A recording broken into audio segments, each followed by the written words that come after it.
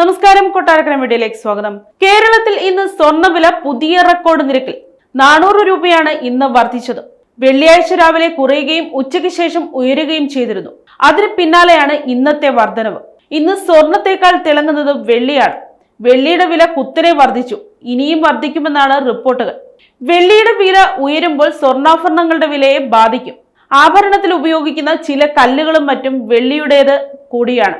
മാത്രമല്ല, കുറഞ്ഞ ക്യാരറ്റിലുള്ള ആഭരണങ്ങളിൽ വെള്ളിയുടെ അംശവും ഉൾപ്പെടും. അതും ആഭരണങ്ങൾക്ക് വില കൂടാൻ കാരണമാകും. വില കുറഞ്ഞ ക്യാരറ്റുകളെയാണ് ആഭരണത്തിന് വേണ്ടി മിക്കവരും ആശ്രയിക്കുന്നത്. കേരളത്തിൽ നിന്ന് 22 ക്യാരറ്റ് 1 പവൻ സ്വർണത്തിന് 91,120 രൂപയാണ് വില. ഗ്രാമിന് 50 രൂപ വർദ്ധിച്ച് 11,390 രൂപയായി. ഇന്ന് വരെ രേഖപ്പെടുത്തിയതിൽ ഏറ്റവും ഉയർന്ന പവൻ നിരക്കാണിത്. അതേസമയം 18 ക്യാരറ്റ് സ്വർണം ഗ്രാമിന് ഇന്നത്തെ വില 9,365 രൂപയാണ്. വെള്ളിയുടെ ഗ്രാം വില 8 രൂപ വർദ്ധിച്ച് 175 രൂപയായി. കേരളത്തിൽ ഇന്ന് വരെ രേഖപ്പെടുത്തിയതിൽ ഏറ്റവും ഉയർന്ന വിലയും ഒരു ദിവസത്തെ വൻ വർധനവുമാണിത്.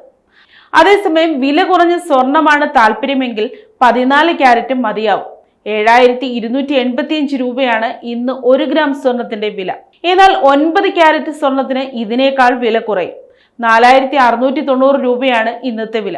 9 ക്യാരറ്റിൽ 37% സ്വർണം. ബാക്കി മറ്റു ലോഹങ്ങളാണ്.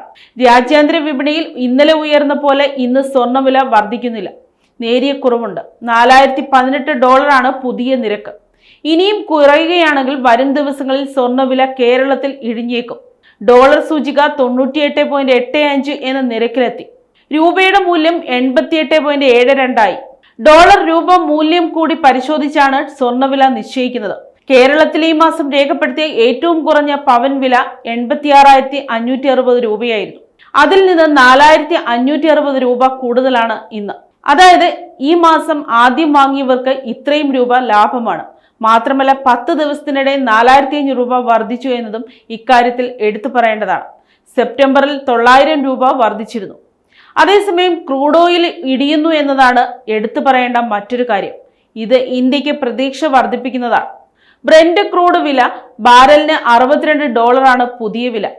ഈ വർഷം $81 വരെ ഉയർന്ന ശേഷമാണ് ഇത്രയും കുറഞ്ഞിരിക്കുന്നത്. അടുത്ത വർഷത്തോടെ $52 ഇടിയുമെന്നും റിപ്പോർട്ടുകളുണ്ട്.